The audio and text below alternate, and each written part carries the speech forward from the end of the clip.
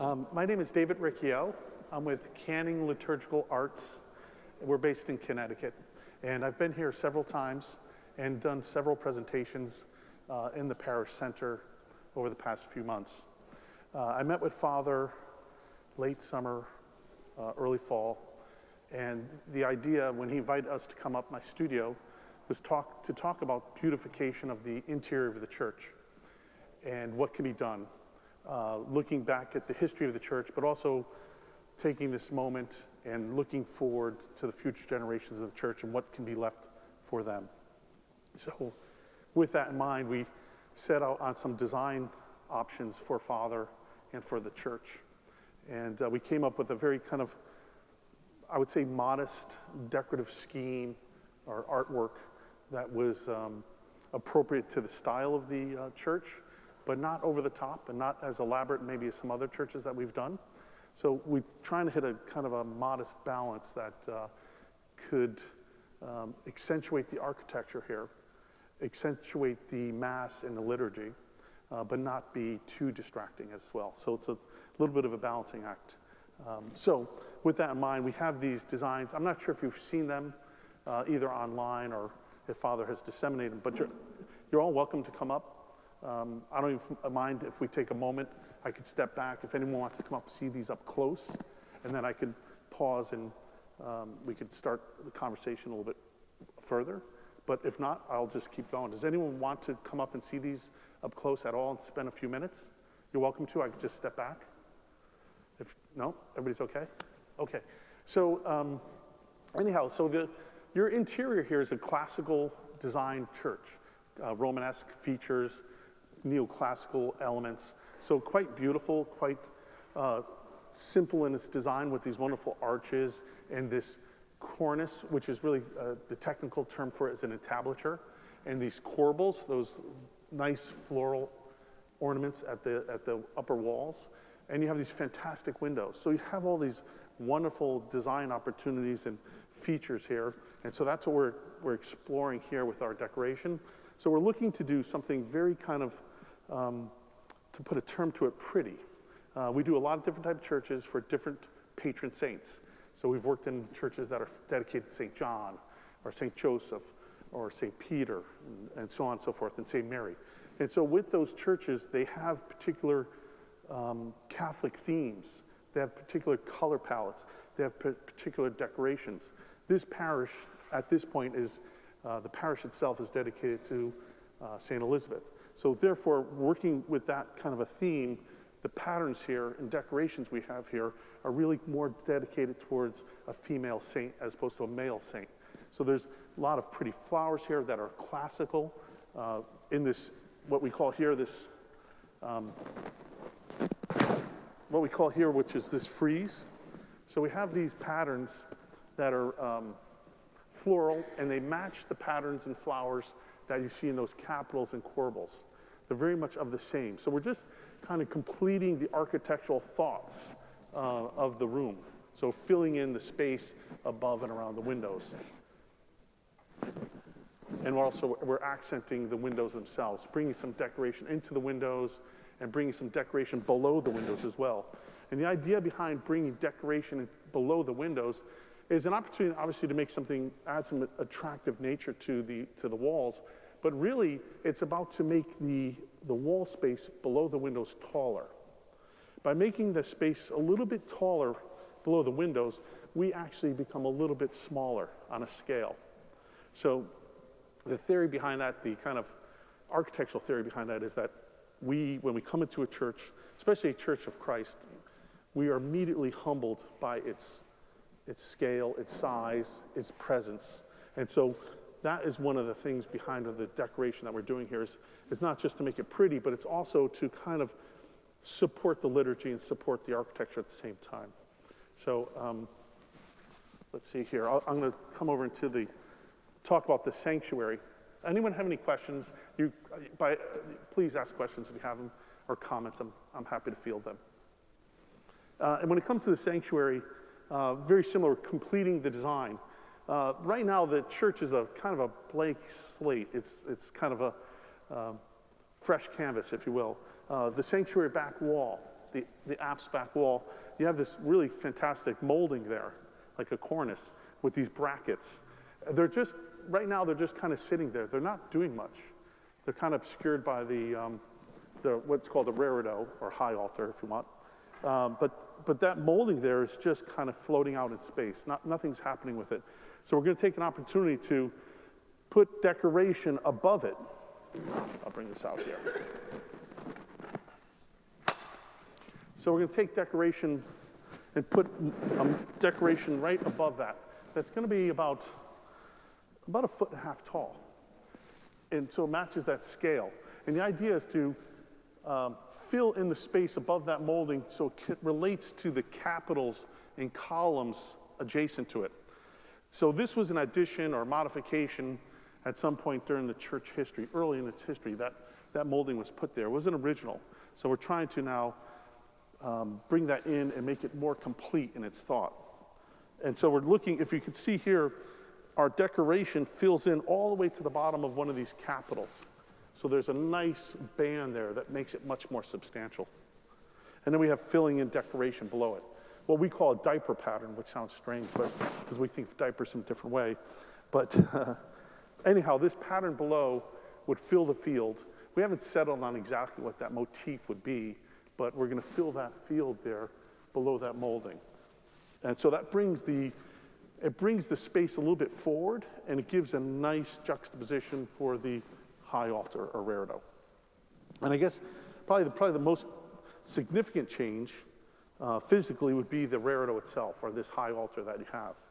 Right now, the style of your altar or high altar is Art Deco, and it's quite interesting. It has a crown with a globe and this canopy. Now, this Art Deco high altar is quite attractive in its own right, but it actually artistically, or I would say architecturally more importantly, isn't part of your church style. It came in at a later point in its history.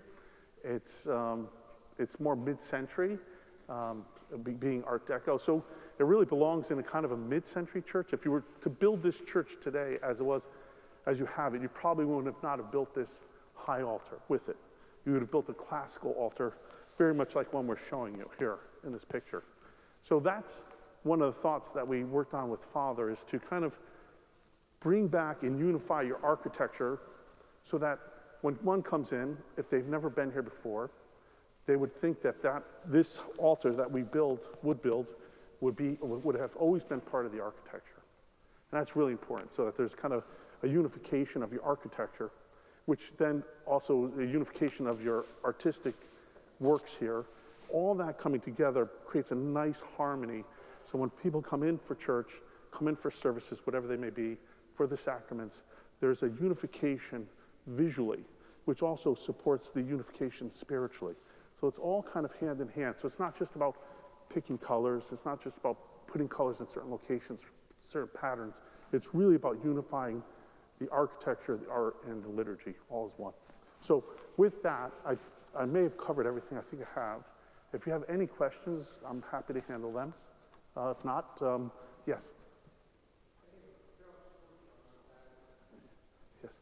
When you designed the sanctuary, did you take into consideration the historic value of the sanctuary itself, donated back in '68 by Monsignor Riccio?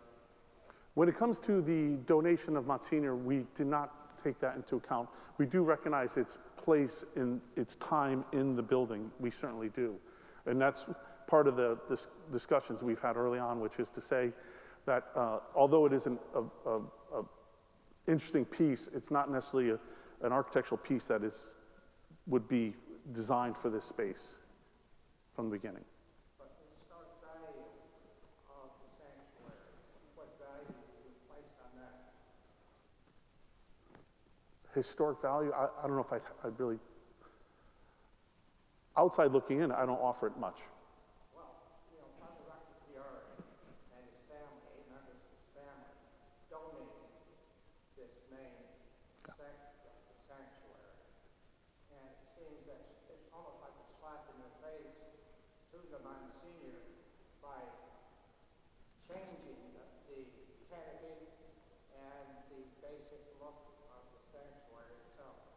Yes. That's fair. That's a fair comment. That's a fair concern. I think that can be addressed with the parish as a whole. That's not necessarily my, I think, role in this. I'm here to design. We can't take that in consideration as a designer, certainly because we do historic preservation work, and we do, as a studio, preserve architecturally significant materials, architecturally significant features of buildings. We also look at the purity of design as well when we're doing this. So that is a discussion, I think, for your community to decide whether that is more the significance of its patrons and the donations behind that is more important than the aesthetic beauty of it. That's a debate, and that's a fair debate. Yes? But the only thing you're going to use off the existing altar then is the cross. Yes, we would use the cross. One of the outside looking in, my first visit, my first impression, I'm in churches every week. We work throughout the country in churches, and this is not uncommon. It's not uncommon for us to work in a historic church that has architectural features from different periods. So we deal with that. So there are churches, when Vatican II came about, and historic churches, a lot of churches, they ripped out all the wonderful, beautiful altar furnishings, the high altar, and so on and so forth, the railings, all these things that were quite beautiful. And good money was spent on those things. And monsignors and priests and families donated to take those things out. And when they did that, they kind of, in many cases, I would argue that they mutilated the beauty of a lot of these Catholic churches.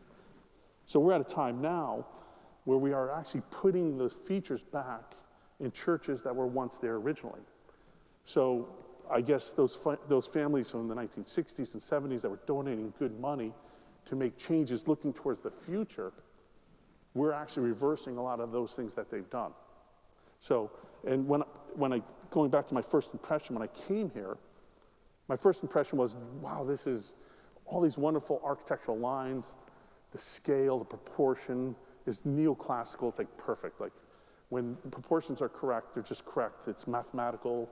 It's not subjective. It's very objective. One of the things that caught me as peculiar was the scale of this high altar, the mass of it, and this Art Deco canopy projecting outward. It almost feels top heavy, especially if you're looking at it from one of these perspectives over here. I almost get a sense it's going to topple over. I know that's not going to happen, but the mind's eye sees it that way. At least mine has. So. There's nothing wrong with it as far as structural. No. It's not like the canopy's going to fall down. No. I couldn't say. I doubt it. I don't see any reason why it wouldn't fall down, but I've not gone up there to, engineer it.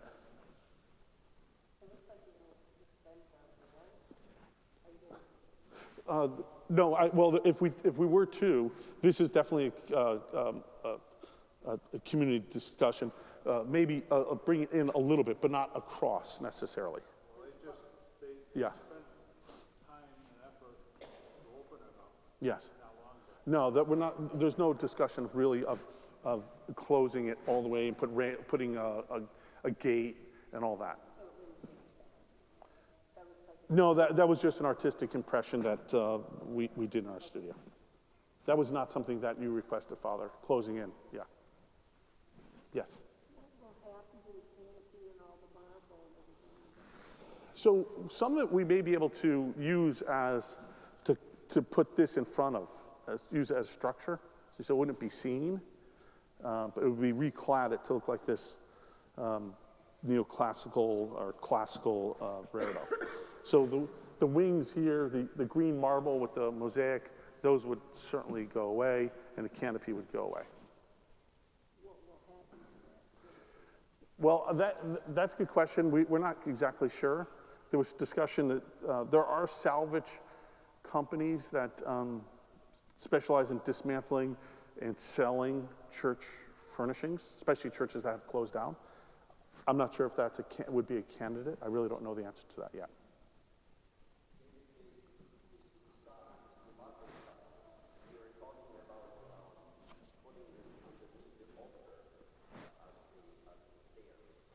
Yes, yeah, that's correct, Father. The green marble, we're looking at possibly reusing the marble for steps or somewhere into the floor, integrating it and salvaging it, if you will, and reusing the material, because this is partially, the sanctuary floor is partially terrazzo, which is material out here, and partially wood. When they made modifications, there's some wood platforming there. So this would ideally be cut and used for integrating, which the color would work quite nicely with your terrazzo floor. So you've inspected the church. Do you anticipate any problems with structure or electrical or mold or anything like that? So good question. We did not inspect the church in terms of electrical and structural. So that was not our task. But I can tell you that just from visual observation, your church interior is in great shape. There's not a lot of water damage or broken plaster. There's nothing, I mean, there's some peeling paint, but there's nothing appears from my perspective doing this type of work that there's some chronic problems going on. I can't, of course, speak to electrical because, yeah, we haven't looked at that. I'm just wondering about cost, if you're going to do this still farm and then there are other costs involved as far as structure or lighting or things of that nature. I doubt that will come into play. It's a very fair point. I would think a little bit more homework would have to be done, but this project is really about the beautification and not necessarily about structural issues, because I don't perceive that there are any, or aware that there are any at all, actually.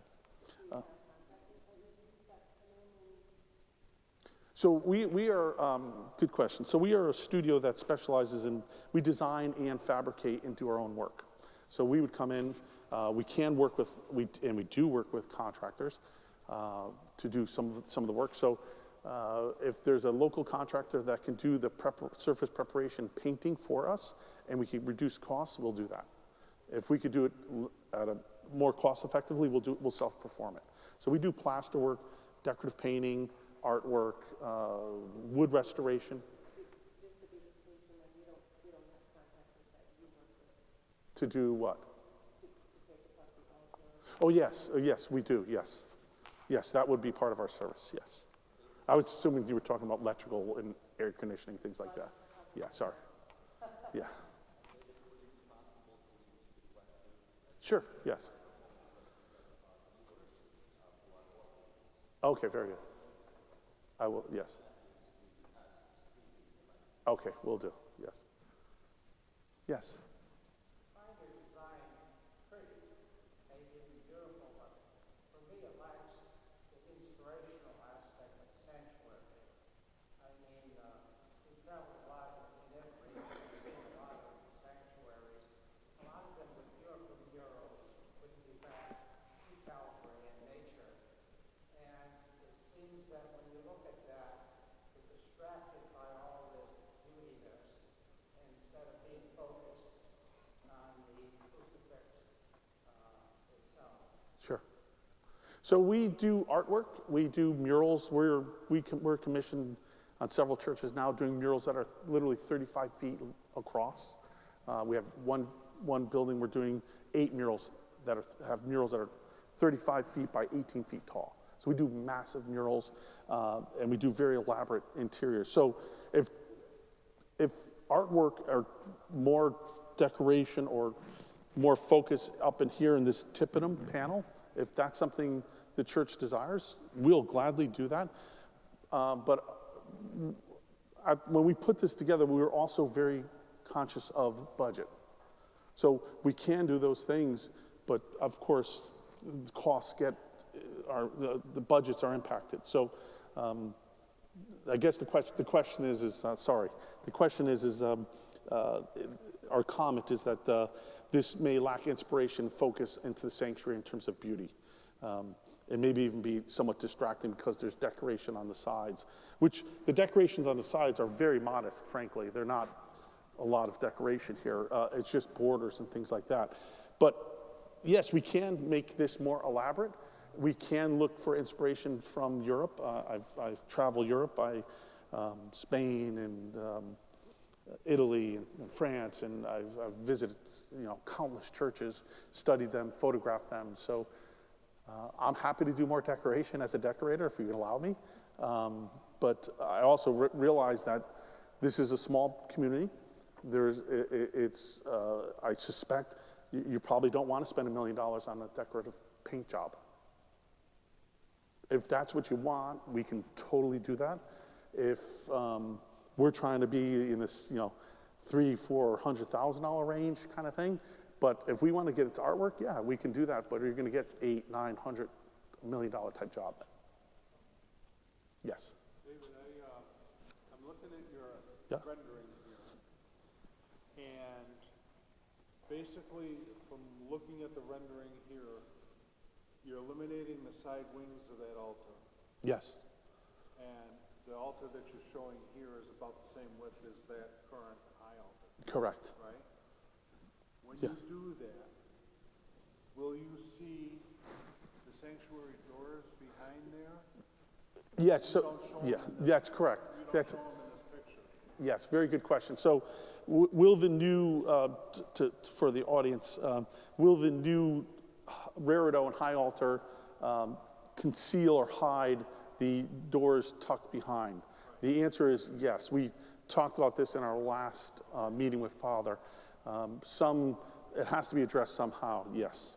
And I think that was the purpose of the wing. Yeah. Yes. So yes. So we may have to correct. There may be some modification where this gets a little bit wider, or there's some addition, but there has to be thought through. Yes.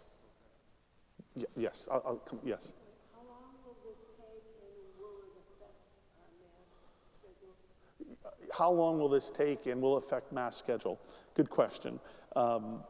This will take, if we get into kind of in this range where we're talking about, this is a 2 to 3 month project. And mass probably is not terribly affected. We can scaffold or access the ceiling and walls in a manner that services can be maintained. However, some seat locations may be obstructed. But you should be able to hold all the services that of the maybe weddings. But if it's scheduled with Father, it may be a period of time where their weddings aren't happening. But I would expect weddings will happen after that, though. Yeah, yes.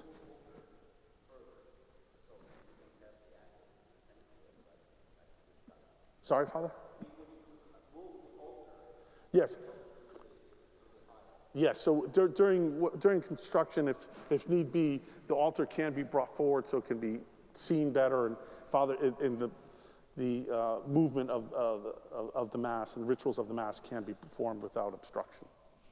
Yes. Thinking about budgets and money involved, it seems that when you remove that canopy and build this other type of column, it seems like that's not too cost effective.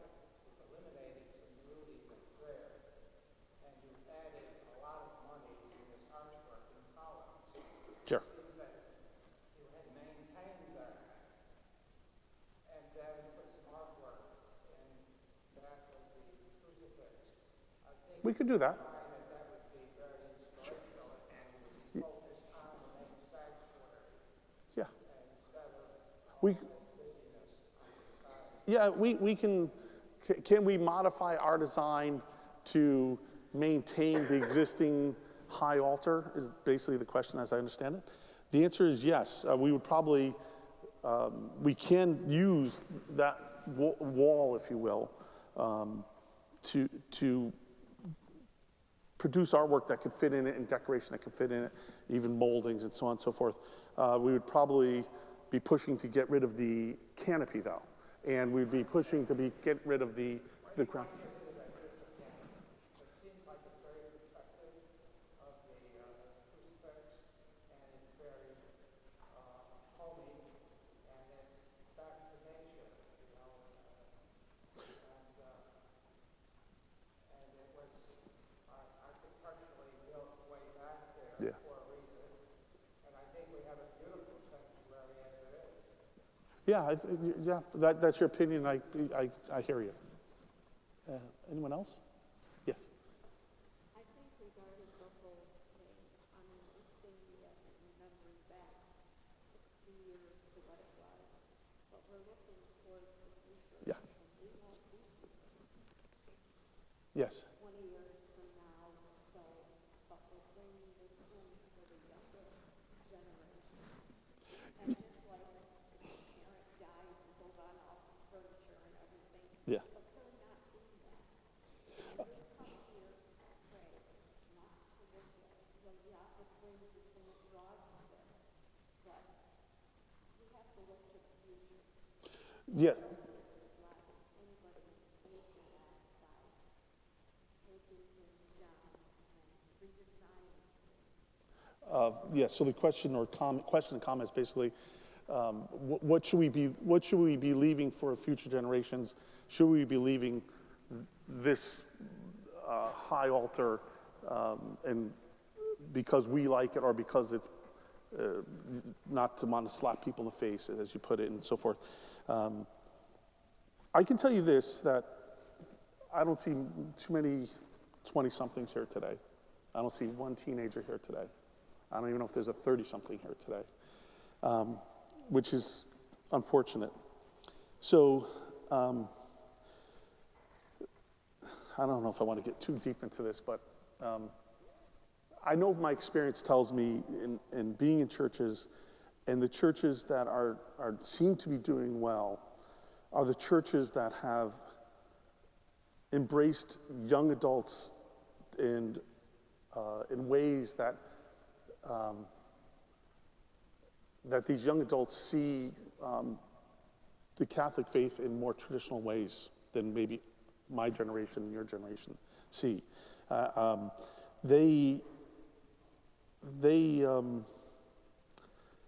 They're kind of disinterested in the things that happened, the things that were mistakes during Vatican II. Not that everything's wrong with Vatican II at all, but they see the churches that were mutilated and changed and taken apart, and things that were added on or into churches that weren't necessarily part of the architectural style and the beauty. That bothers them, and those I go into churches that have a lot of young adults, and they're putting things back. So they absolutely, for example, and this is not necessarily a debate here, but they want the railing back. They want a beautiful sanctuary. They want it to go back to maybe what it was when it was originally built. And they're making that happen. And so that's, I think your point is right on. It's like, what are we leaving? What's their interest? We've done what we've done for the past 40, 50, 60 years. And what do we have to show for that? It's a question, not necessarily I have the answer for, but I know young people ask that question of us when I go into churches. What are you leaving for us? And look what the state of certain things are, even the physical state of certain churches. They ask that question, or they make comments to that effect, and they're saying, "Well, we don't want that. We want something beautiful." That's really important to them, the idea of beauty. And I know I go into churches, and people do not want change. They're just like, "Well, no, we like the walls. They're white. They're this. They're that. We don't want to change anything. And thanks for your time. We'll see you later." So I get that as well. I'm not sure if I really answered the question, but okay. That being said, Dave, what input did you get from our congregation before you decided to design and select backwards? When you got together an idea of what parishioners want and then go to the drafting board? Yeah. So yeah, it's fair.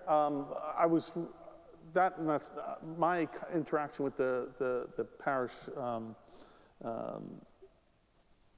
I've been doing that ongoing. So we've already kind of talked about making some changes with Father. So this is my third visit with the parish today. So I've sat in meetings, and early on with Father, he asked us to look at doing some beautifications, keeping it modest, because this is a kind of a modest community, and not over the top, but working with the architectural style. So I kind of understand what that is. So that maybe we didn't get all the consensus, but that was the mission that was given to me.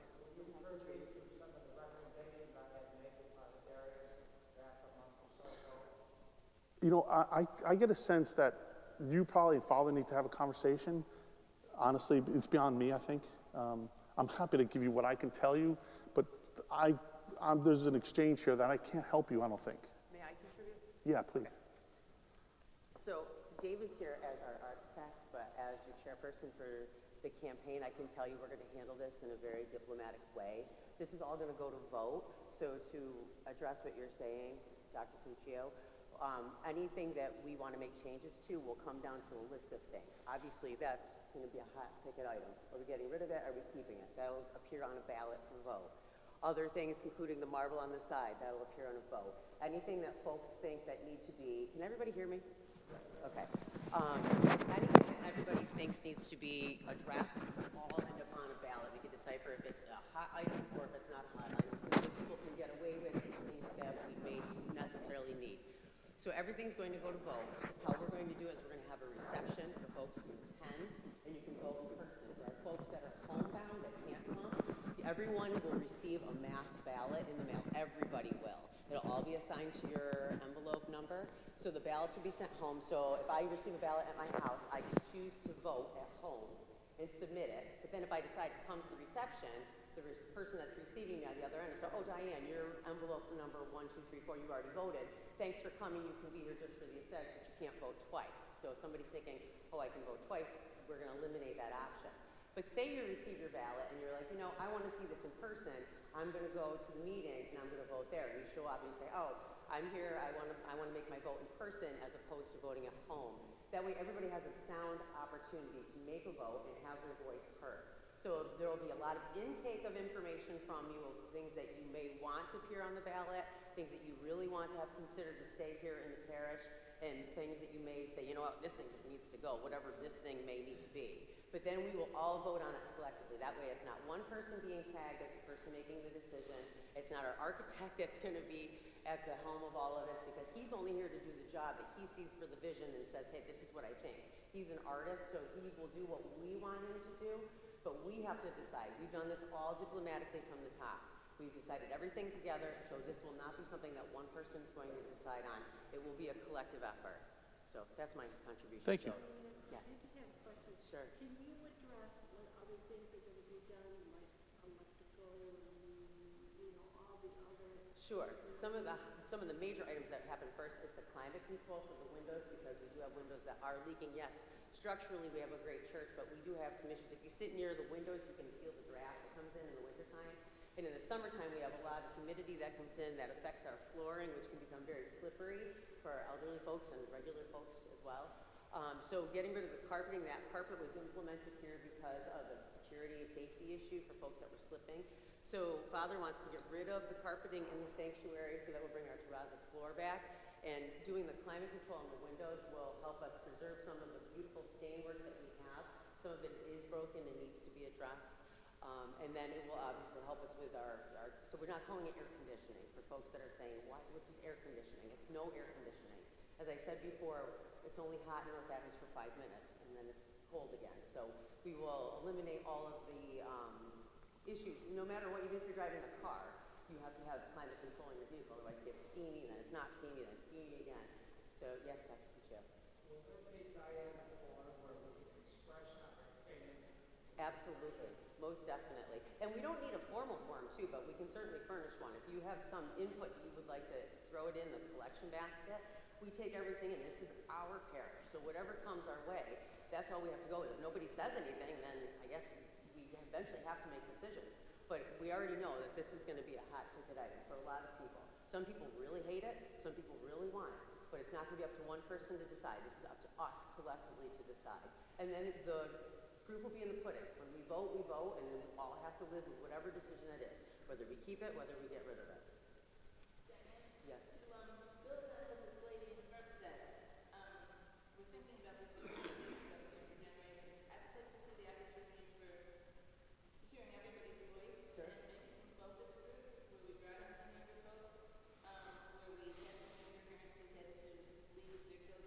and had a chance for them to really discuss it all and give their input? I think that's very valid. You're absolutely right. We should have focus groups, and that's a great way where we can really work as a community together to make these things happen. And suggestions like that are awesome. We've proven through this whole process that we can work together and come up with different committees and different subcommittees to make things work for our church. So I don't want to steal your thunder. No, fine. I feel like some of the things that needed to be said. Yeah, because they're beyond me. Yes, yeah, yeah. So I They're beyond me. Diane, before you go, Sure. so you're the architect of the design, pretty much, but the preparation work, you talked about somebody here preparing the walls for you to paint. I think something else to be done to the floor, putting the new altar, the windows, the kind of people, all of that is over and above what this project is? That's a multifaceted question. So, David, yeah, so we can, we haven't been assigned any work yet. So we can be the contractor to do all of those things that were just kind of thrown out there, if you want us to.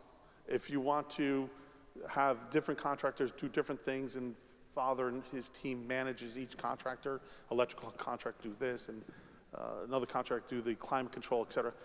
You could bundle that or separate that any which way you want. I imagine budgets haven't even been, from our company, haven't even been established yet. So that's a little bit down the road.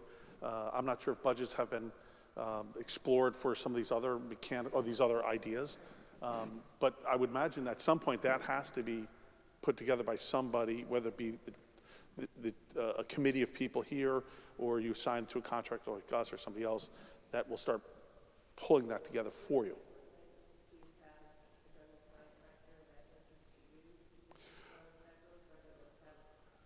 I've done both ways, and can a general contractor handle all the work, or it should be separated? What's easier, what's more convenient? I think it's depending on the community. We work with churches where they want to oversee each and every contractor because they don't want a general contractor with markups and their costs over on top of that. So because then the budgets do grow. Maybe necessarily they grow, but they do grow. So I've worked with priests that are good kind of project managers, and they will manage each and every contractor, and they'll save themselves 10 or 15%, whatever the case is. I have other priests that say, I know nothing about this stuff. I'm a clergy. You control everything, canning, and we'll, and keep us informed. But I don't want to deal with the day-to-day of when contractors come and go.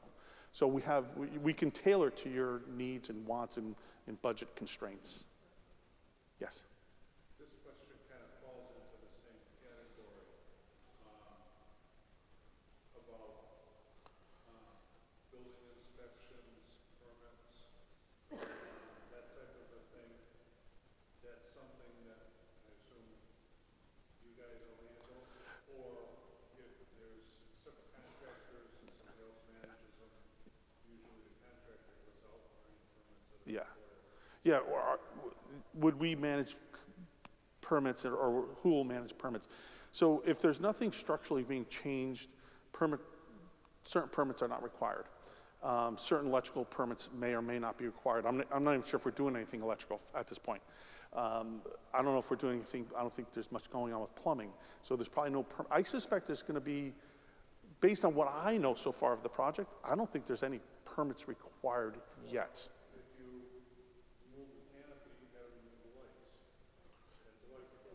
Yeah, you may not. Yeah, you may not need a permit to terminate lights. You may need a permit to run wire, but we would find that out. Yes. Yeah. Yeah. Yeah. Yeah. Yeah. Yeah. Yeah. Yeah. Yeah. Those will be those necessary required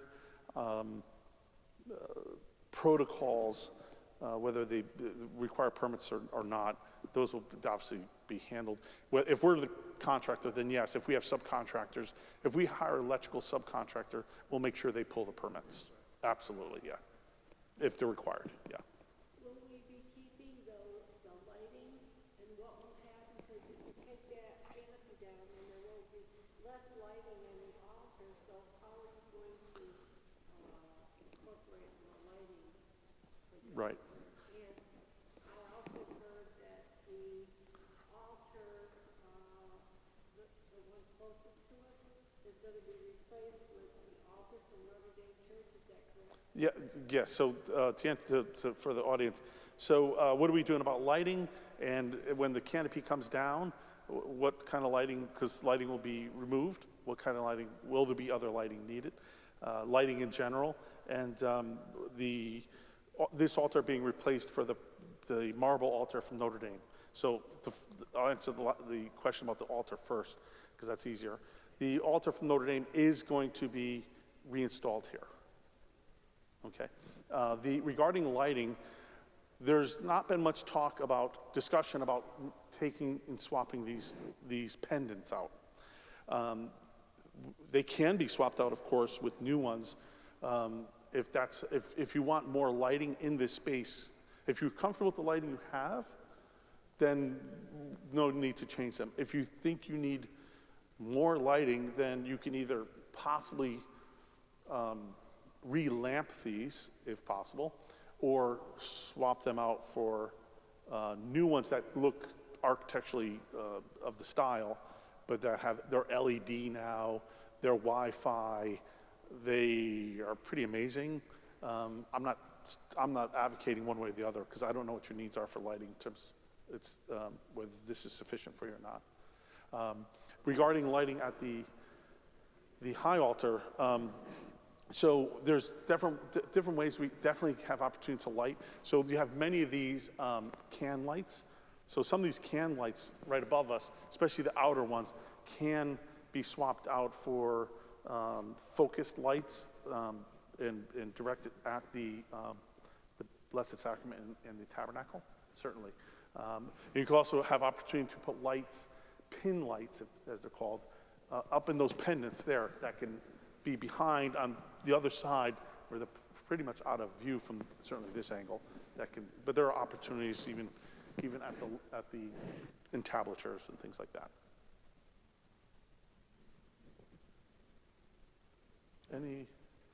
Maybe I've exhausted your time. Yeah. Oh, yes. Sure, yes.